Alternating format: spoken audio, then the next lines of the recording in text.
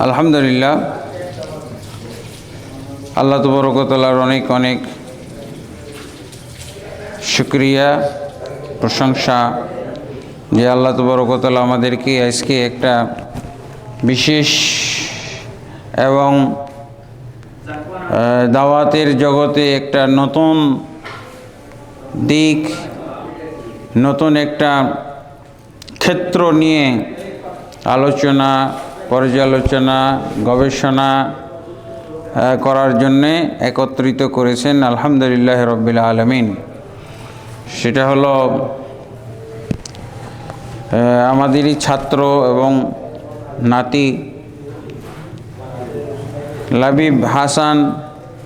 সে দাওয়াতের একটা বিশেষ দিক নিয়ে গবেষণা করতেছে, চিন্তা ভাবনা করতেছে এবং সেই দিকটা আমাদের সবারই মূল্যায়ন করা দরকার। সেটা হলো স্ট্রিট দাওয়া। স্ট্রিট দাওয়া আমার স্নেহের ছাত্র লাবিব, তাকে আমি অত্যন্ত ভালোবাসি, স্নেহ করি। আজকে লাবিব বড় হয়েছে, বিয়ে শাদী করেছে, দাওয়াতি কাজে নেমেছে। সেদিন ছাত্র ছিল। আলহামদুলিল্লাহ, এই দাওয়ার যে কাজটা, এটি হলো আফদলুল ওয়াজিফা ফিদ দুনিয়া। দুনিয়াতে সর্বোচ্চ, সবচাইতে উত্তম একটি চাকরি, একটি কাজ হচ্ছে দাওয়ার কাজ।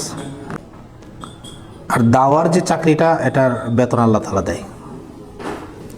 তিনি ঘোষণা করেছেন পবিত্র কোরআনের সূরাতুল ফুসিলাতে এসেছে আয়াত,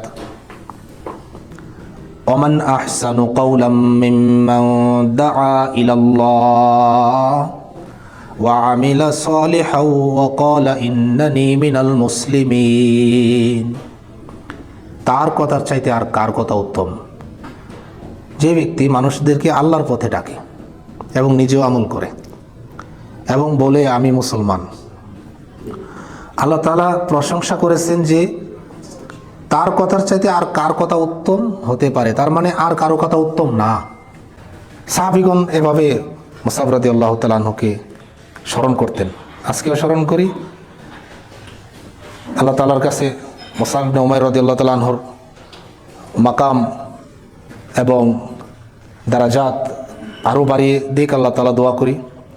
এবং মুসআবের দেখানো যে দাওয়াতের তরিকা পদ্ধতি, এর অনুসরণে যে স্ট্রিট দাওয়া লাবিব এবং তার সঙ্গী সাথীরা করেছেন, আমাদের সর্বজন শ্রদ্ধেয় উস্তাদ শায়েখ আকরামুজ্জামান বিন আব্দুল সালাম হাফিজাহুল্লাহ শায়েখের তত্ত্বাবধানে এবং নেতৃত্বে আমি বলবো লাবিব সহ তোমাদেরকে চলতে হবে। মুদির ছাড়া, মুরব্বী ছাড়া যারাই পথ চলছে তারাই গুমরা হয়েছে। আমাদের ধর্মে সবসময় মুরব্বী লাগবে, কারণ এটাকে বলে সোহবাহ। সোহবত ছাড়া কিন্তু নিজে নিজে যারাই নিজে নিজে তাফসির করে, এরাই বিভ্রান্ত হয়ে যাবে। নিজে নিজে তাফসির করা যায় না, আগের তাফসিরের সাথে মিল থাকা লাগবে। কথা ধর্মে কথা আবিষ্কার করা যায় না, কথাগুলো নকল করতে হয়, কপি করতে হয়। এই জন্য ওস্তাদ শায়েখ তিনি সহজেই আমাদের কাছাকাছি আসেন এবং ওনার সান্নিধ্যে আমরা থাকতে পারি, আসতে পারি। শায়েখের পরামর্শে যদি প্রতিষ্ঠান পথ চলে, আমাদের বিশ্বাস ইনশাল্লাহ এই স্ট্রিট দাওয়া মুসআব রাদিয়াল্লাহু তাআলা আনহু যেভাবে প্রত্যেক ঘরে ঘরে দাওয়াত পৌঁছে দিয়েছে, আজকের এই আধুনিক এই ফেসবুক বা ইন্টারনেটের কল্যাণে বাংলাদেশের প্রত্যেক ঘরে ঘরে স্ট্রিট দাওয়া এর চেষ্টা প্রচেষ্টা পৌঁছে দেওয়া সম্ভব। শর্ত হচ্ছে ইখলাস। ইখলাস না থাকলে ঘরে ঘরে পৌঁছলেও জাহান্নামে যেতে হবে। কত মানুষ ইখলাসের কারণে এই আমল নষ্ট হয়ে যায়। আল্লাহ তাআলার কাছে ইখলাস চাই, কবুলিয়ত চাই। আমিন ইয়া রাব্বাল আলামিন। লাবিব, আমার লাবিবের যখন এই কাজকর্মগুলো দেখি, আমার মানে আনন্দে বুকটা ভরে যায়।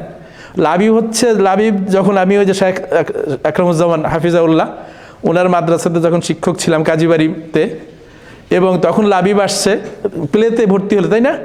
ছোট্ট এই যে লাবিব যে এত লম্বা হবে এটা আশ্চর্য। মানে ছোট্ট একটা বাচ্চা পিঁপড়ার মতো দৌড়াদৌড়ি করে। হ্যাঁ, সেই লাবিব আজকে আলহামদুলিল্লাহ এই যে স্ট্রিট দাওয়ার এটা আয়োজন করেছে এবং ফাউন্ডার, এটা হচ্ছে আমাদের গর্বের। আলহামদুলিল্লাহ, এটা আমাদের ব্যাপার। এই যে সবাই যেটা বলেছে, সবাই উস্তাদ, এটা একটা গর্বের ব্যাপার। মাঝে মাঝে আমাকে ভিডিও পাঠায়, আমার খুব আনন্দ লাগে, সাথে দোয়া করি এবং পরামর্শ দিয়ে একটা থাকে। সম্মানিত উপস্থিতি, স্ট্রেট দাওয়া অ্যাক্টিভিটি আপনারা ব্যানারে দেখতে পাচ্ছেন।